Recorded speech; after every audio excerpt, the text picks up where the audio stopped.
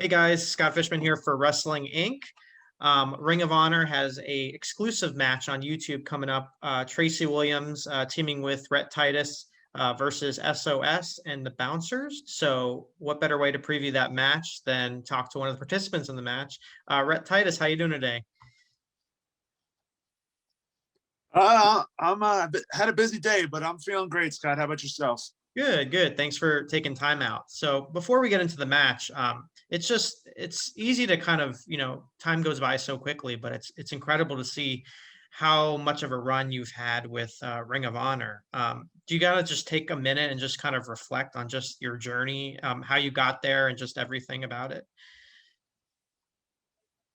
Yeah, yeah, it's pretty crazy because people refer to me as a veteran of the locker room, and I'm like, oh my gosh, where did the time go? So I still have like the heart of a rookie and like the hunger of a rookie, but people look at me as like a veteran and all this stuff, which is just crazy to me because my Ring of Honor story starts out February 23rd, 2002 at the Era of Honor Begins. I was a wrestling fan at the time, would go to tons of wrestling shows, and my brother-in-law was like, "Hey, there's this new wrestling company that's starting up, Ring of Honor.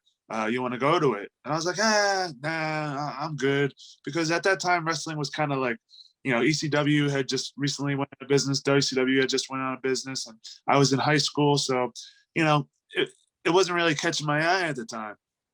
But my brother-in-law goes to me, "Well, Steve Corino and Eddie Guerrero are going to be there." And I was like, all right, let's go. they were my two favorite wrestlers at the time. So the mixture of both of them being there was sold, And I went to the Ring of Honor show as a fan, and I just kind of thought it was going to be another indie show, and Eddie Guerrero and Steve Corino would come out, and I'd be like, Arr!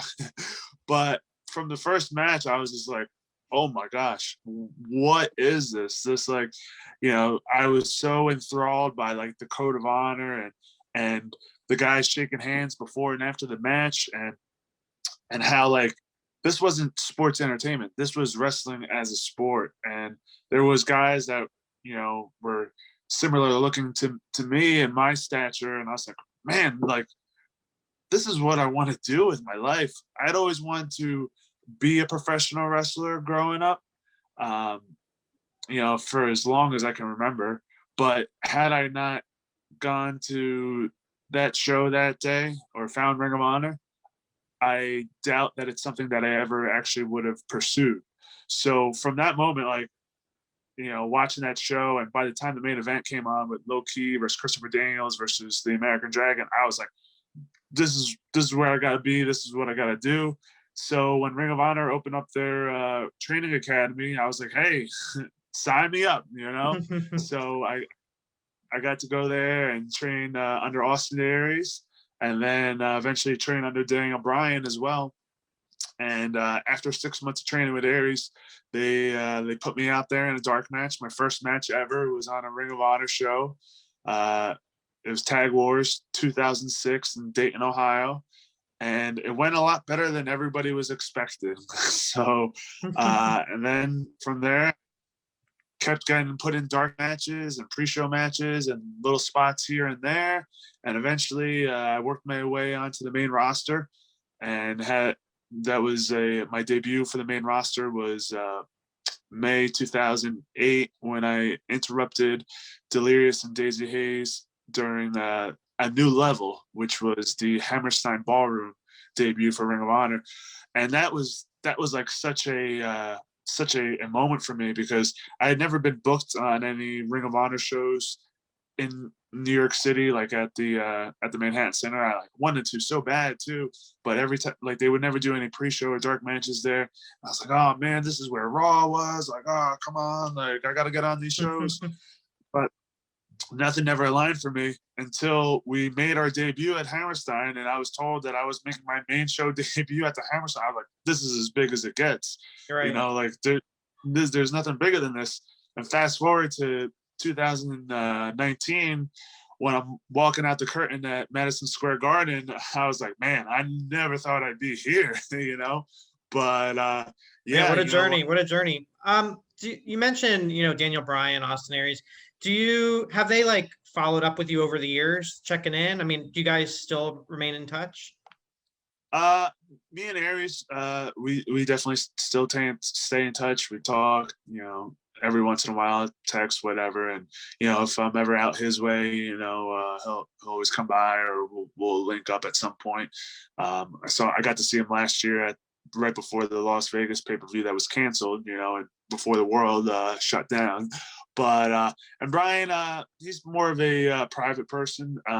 But whenever I did extra work at WWE, Bryan was always, pulling up a chair and chatting with me about how everyone's doing and what's the latest and all that sort of stuff. But even though I don't talk to either one of them as much as I would like to, a lot of their lessons stay ingrained in my brain.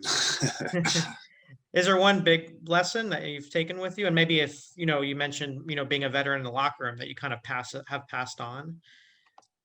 Well,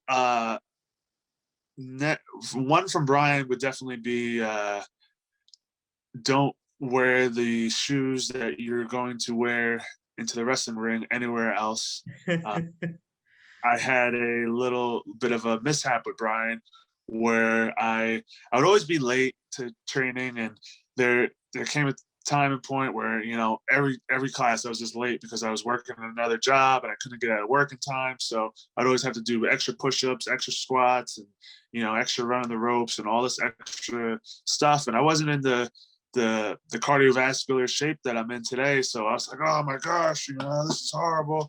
What am I going to do? So one day I actually got out of work early and I was like, oh man, I'm going to be on time today. This is no more, Bryan's going to be so impressed. And all of a sudden, boom, smack, traffic. I'm like, no. So I have this idea where, all right, I'm going to just get dressed right here in the car while I'm sitting in traffic. So when I get to school, I can just hop right in the ring and be done, be on time. Because you had to literally be in the ring at 4:00. It wasn't like show up at like 3:57 and then like get dressed. You had to be in the ring ready to go at 4:00 or you were late. So 3:58, I'm running up the stairs all dressed, slide into the ring, and Bryan's like, "Wow, you made it on time today." I was like, "Yes, I did." And we start warming up, and then Bryan just stops class and he's like, who the hell brought mud into my ring? And everybody start looking at the bottom of their shoes or their boots, and they're like, wasn't me, it wasn't me. And of course, I'm the last guy to look at the bottom of my boots, and there's the mud on my boots. So had to do extra, squats, extra push-ups still. So, that lesson, stays ingrained in my brain to this day. You mentioned you have Tracy Williams, a tag team partner, but I think a real breakout moment for you was you and Kenny King, who had this great chemistry together. Kind of, how do you kind of compare, the team that you had with him, and now years later, where you're teaming up with different partners, including Tracy? Well, the thing about the difference between like teaming with Kenny and teaming with Tracy is, even though me and Kenny, like our chemistry grew, me and Tracy kind of have it from the get-go. And that, has to deal with, myself having, and Tracy as well, having multiple different tag team partners over the years and getting to figure out, how to work with different people and that sort of thing. Whereas when I started teaming with Kenny, I was primarily a singles wrestler at the time. So I was kind of learning on the go with Kenny. And me and Kenny, like, we weren't like really too fond about teaming with each other because, we were both singles wrestlers and we were both kind of looking at each other like, this guy, that guy, but our chemistry grew, and we became quite the formidable tag team, eventually winning the Ring of Honor World Tag Team Championships.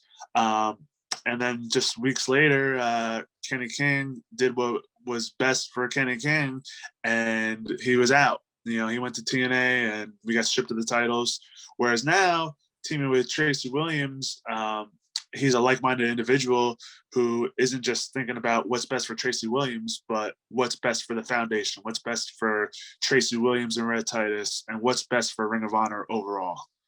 Tell me about what it's like to the dynamic of the foundation with you at this point in your career, and you have so many other great pieces within the group. I mean, do you have kind of a renewed confidence when you have such great names surrounding you? Yeah, that's a really good point. The confidence right now that I have is through the roof, because I feel like that was one of the things that's been holding me back these past few years, because you know, you do the checklist of everything, that you look for in a professional wrestler, and I check all the boxes, but my confidence was just holding me back just from like years of getting dragged through the mud and certain things happening, and just like reading things that people would say about me online, and bad things people would say online, and it's just like, oh my gosh, and you can never just put it together. But then all of a sudden you look around, you have the respect of your peers, and your peers are Jonathan Gresham, Jay Lethal, Tracy Williams. All of a sudden your confidence through the roof. And right now I'm in a flow state where I can't be deterred by anything else. I'm very focused, and I feel like I'm having some of the best matches of my life. And it's interesting you say that, because a lot of times, people will just go on Twitter and just mindlessly send a tweet, and they think it doesn't bother anyone. And they see these guys on TV, or they see you on TV, or whoever, and they think that, they're not going to bother, or they're not even going to read it. But, you say right there's proof positive. It does affect you. Yeah. I mean, do you have one in particular that really kind of like, oh, really, man, that kind of hit hard? No, because right now I'm not even trying to keep up with any of those tweets. Because good point. I don't want to bring up any bad memories there. But like they it's one of those things where you read it, and for lack of better terms, it's like in one ear and out the other. But sometimes it can just like kind of go in that ear and just like circulate your brain for a little while before going out the ear, and it just totally messes with your psyche and stuff. But at the end of the day, it's just one person typing stuff on a keyboard, right, whatever. So you can't let it bother you too much, but unfortunately sometimes it does. Yeah. And 16 years, I don't know, you've been with Ring of Honor a good amount of time, since you've talked about it, 2006. And you mentioned Kenny King going elsewhere and then coming back. You've seen that happen a lot over time. Just talk about kind of your loyalty to Ring of Honor. I mean, other opportunities that may have come by, but you kind of still stayed the course because you believe in the product, just like you did in 2002 as a fan. Yeah. Like, the thing is, like, a lot of people have these like grandeur dreams of main event in WrestleMania, or SummerSlam, or now with AEW popping up and all their shows and whatnot. But that's not what like brought me into professional wrestling. Like my idea was, oh my gosh, like Final Battle. Like, I want a main event Final Battle. Like, I want I want to main event the anniversary show, all these big milestone shows that I was watching through Ring of Honor as a kid. Like, that's what I wanted to do, so maybe that's where some of my loyalty becomes into play, because I never really wanted to be anywhere else. I was where I wanted to be from the get-go, is where I sought out, and I've stayed very happy with Ring of Honor, so I can't complain whatsoever.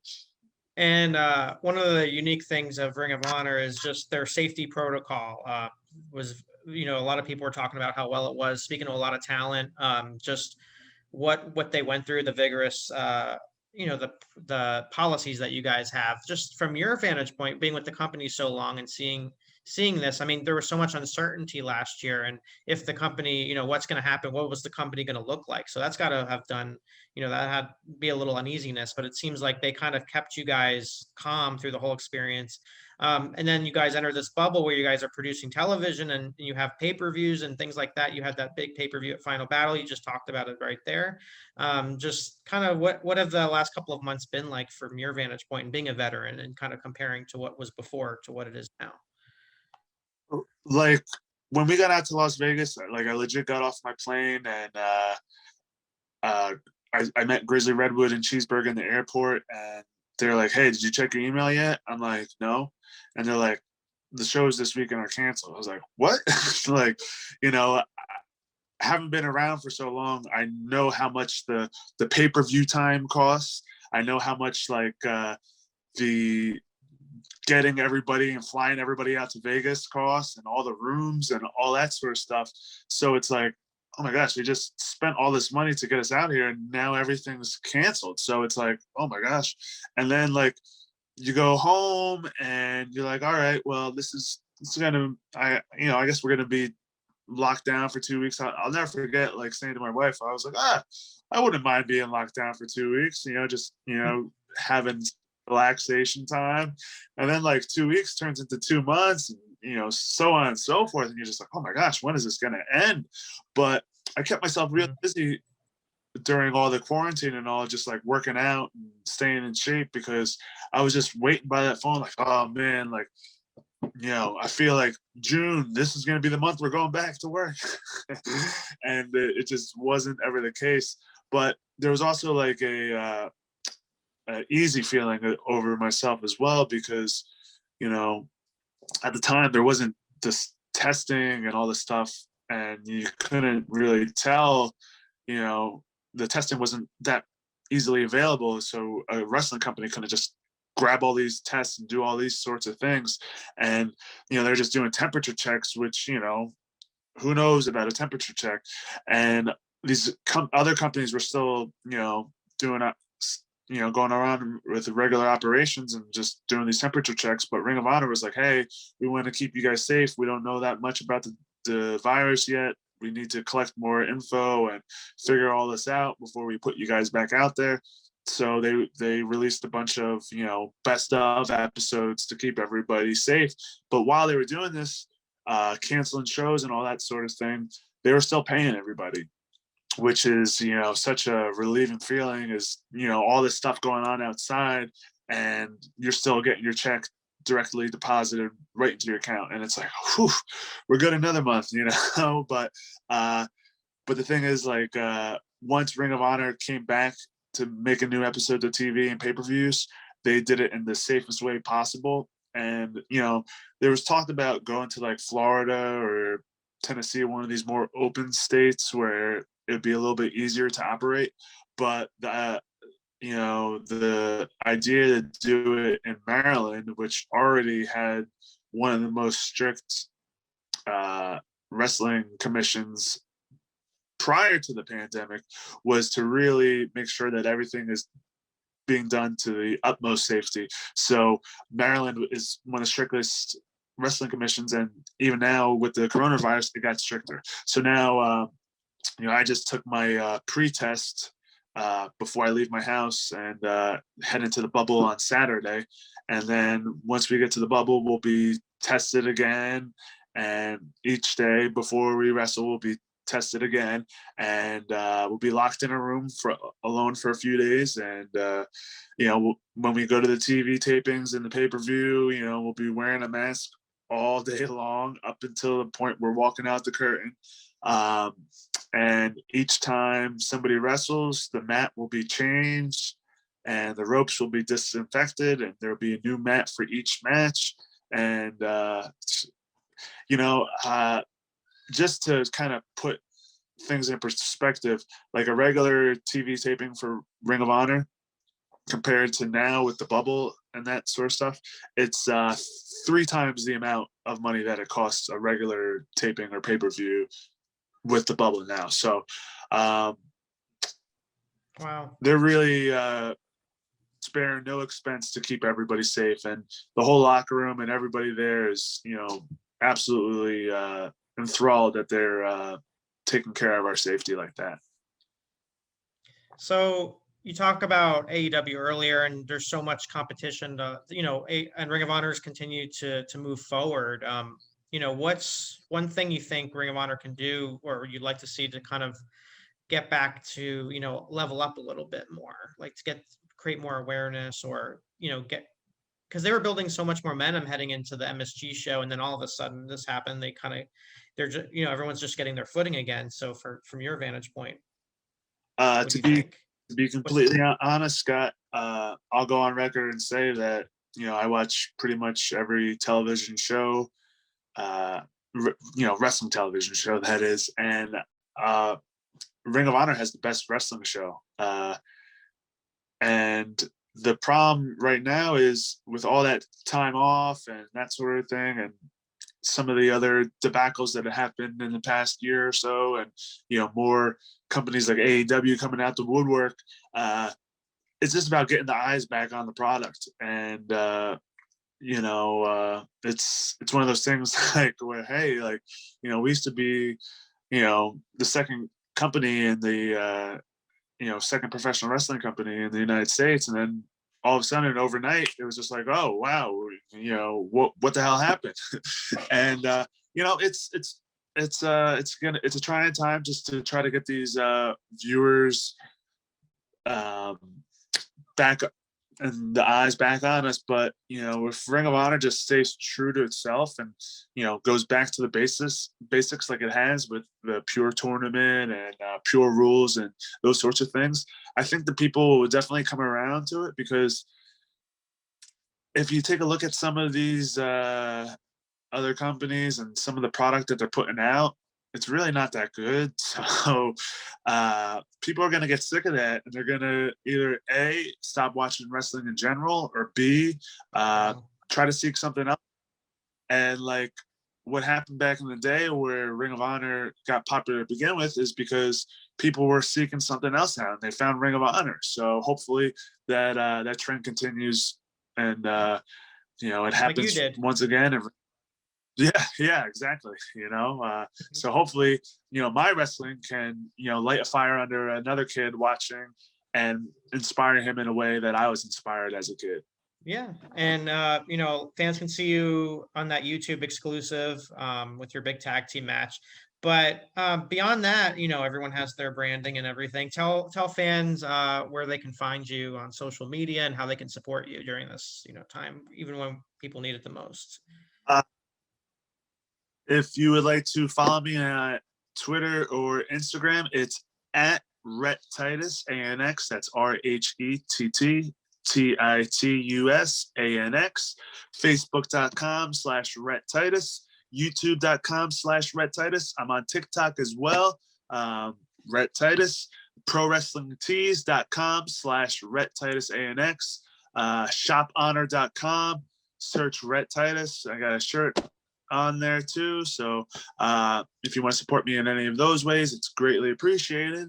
Also look out for that YouTube exclusive, myself and Tracy Williams taking on the Bouncers and taking on SOS in a 3-way tag team match to determine the number 1 contenders for the Ring of Honor tag team titles, and who will be going to the 19th anniversary on pay-per-view and challenging for the tag titles. And it would be very fitting for me to head into the 19th anniversary with a number 1 contendership in my back pocket. So I'm very excited about the possibilities, and I hope the people are excited as well.